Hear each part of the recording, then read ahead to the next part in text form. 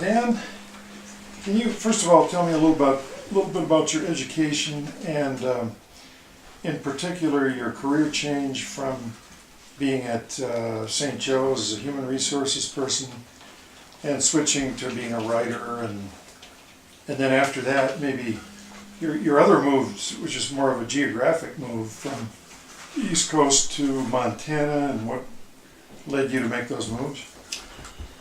Well, let's see. I went to undergraduate school at Eastern Michigan University as a night student because I'd gotten a job at St. Joe's Mercy Hospital downtown Ann Arbor as soon as I'd been released from prison for 2 years, federal prison, for bank embezzlement. And so I had to go to get an education. I had to work full time as a condition of parole, so I had to be a night student. It took me 7 or 8 years, I guess, as a night student to get a bachelor's degree. And then I knew I wanted to go to graduate school. I had you as a sort of this luminous person in my life, getting multiple advanced degrees. My father had a PhD. Tony was working on a PhD. And I thought, well, I must have to have a PhD too. But I decided I really didn't want a life in academia. I didn't want to teach. And so I always liked to write, and I discovered that the terminal degree in creative writing was a master's degree. So the interesting thing is, when you were at St. Joe's, you were doing really well as the HR person. And I remember that Laura said that, I always wondered, Dan is really doing well, And she said, yeah, that's because he's good at listening to people. He's very sympathetic to people. So, but go ahead. Okay, well, maybe that explains a few things. Well, I got my master's degree in the creative writing program at Johns Hopkins, and almost stayed in Baltimore, but got an offer to come back to St. Joe's in Ann Arbor.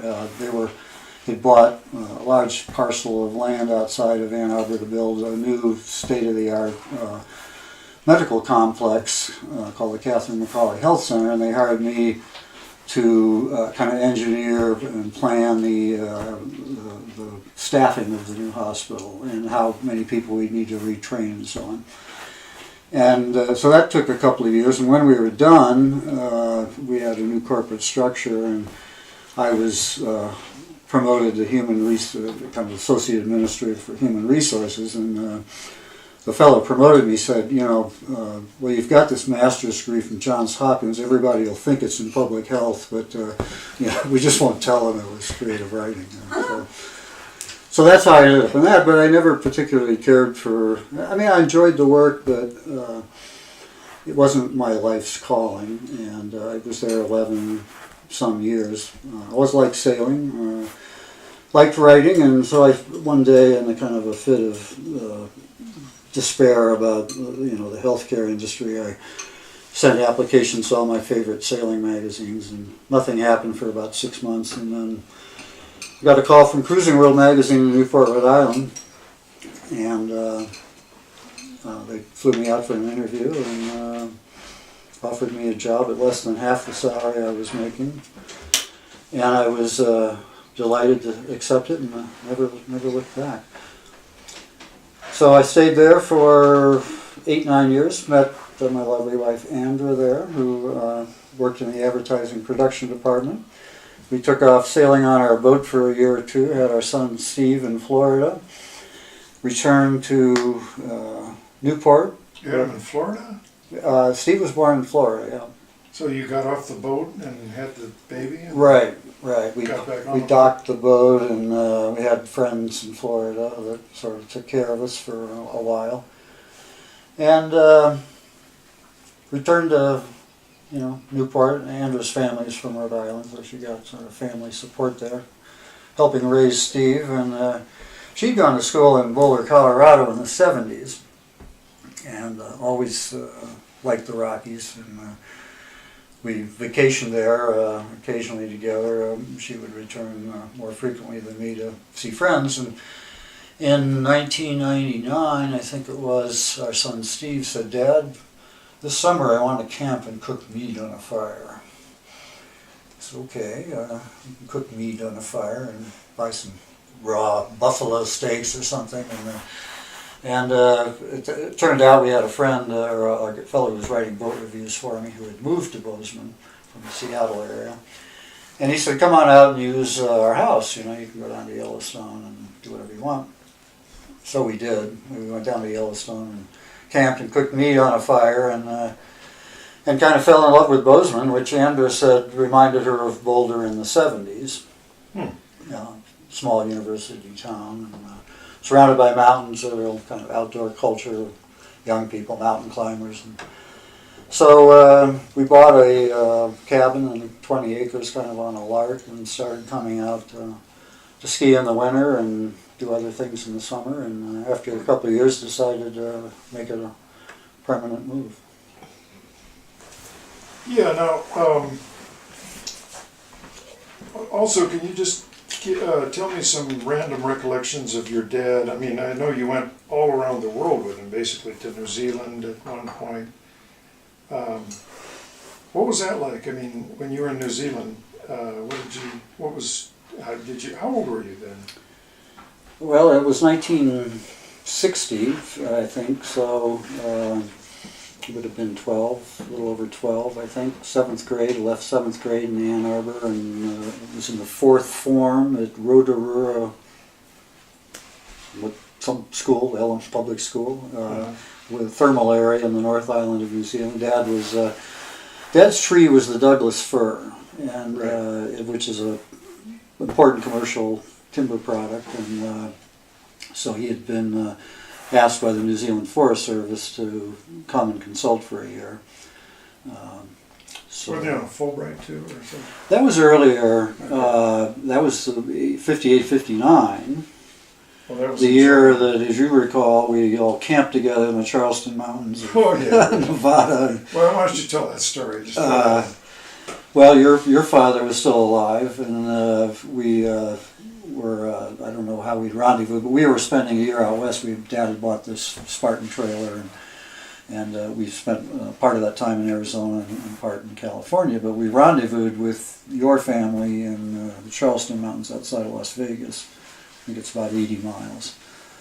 And there was a campground and a hill, and Tony and I were up on the hill, and we saw you walking along below us, and we started lobbing stones at you. Oh, you started it? Yeah, I think we started it, I'll confess. You know. That makes me feel a little better. Do you feel better after all these years? So you started heaving them back. A little Of less course, guilty. you were much bigger, and had an arm like Sandy Koufax, and aimed a boulder at my head, which connected. And next thing I knew, I was in the hospital in Las Vegas, and flew to Palo Alto, I think, and stayed with Patty's family for a while Dad kept traveling, and I had a metal plate put in my forehead and so on and so on. Yeah, I remember. No lingering effects. So. Yeah, my father said you could have killed him. You know, you were a little league pitcher, and I felt pretty bad about that. Yeah, I know you did. Yeah. I remember that. I remember lying in the back of the car, covered in blood, and somebody tending to me, and you looking in the door and going, "James, okay, is he going to be all right?" Yeah. Anybody else have questions for Dan about anything? Well, I'd like to say something about Yes, go ahead. Maybe I can't. Is this about your son, Yeah. Peter? Adrian? Hmm? You want me to Yeah. come in? Okay. Yeah, come here, sit with me.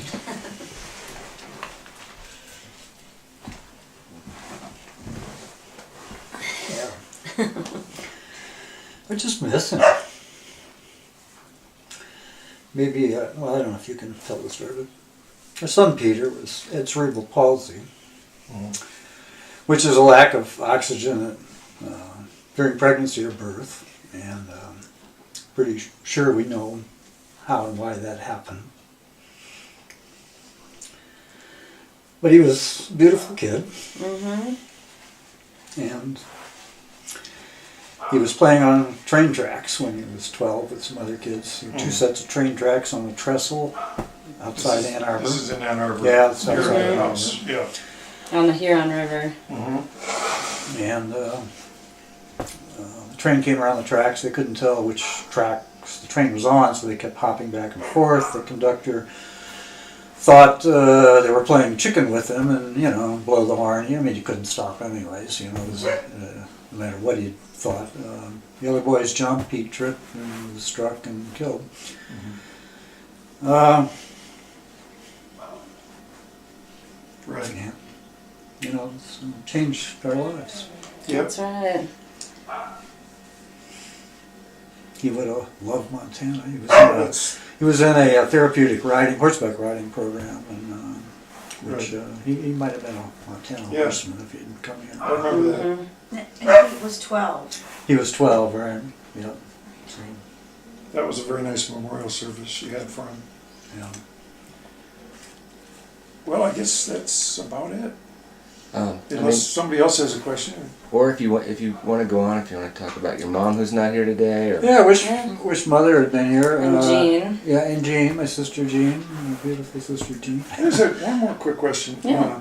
You were talking about the grains earlier and how they sold green top to your dad. I had always heard that it was a gift, an outright gift from the grains, which I guess maybe it was in effect because they probably sold it for a lot less than the value of it. Right. But how did the Greens come to know your dad? What's the connection there? Well, Henry Green was vice president of Travelers Insurance Company in Springfield, Massachusetts, and Greentop in Petersham was their summer home. And they spent as much time there as they could, and they were artists and craftspeople. They made pottery. They had, But how did they run into your dad? Well, Dad was the Harvard University has their forestry research Harvard station Forest, there, right. and Dad was the director of the Harvard Forest Research Right, Station right. when I was born. And so Petersham's a town of under 1,000 people, still is, I believe. And I think they sold it in '68, didn't they say? I think that's when I started taking care of the cemetery. Since Bill and the family have gone, and I've taken care of the family gravesite every year for Memorial Day, with the huge exception of this year, because not much grows there. It's under a huge pine tree in the sand, and one thing that will last the summer is impatiens, and impatiens this year had a blight. And they were almost totally unavailable. So I think Greentop burned in the mid-'60s. It was, we were only in there in the summer for part of the summer, and it was vacant the rest of the year. And people would routinely break in and steal a TV set or something. And Right.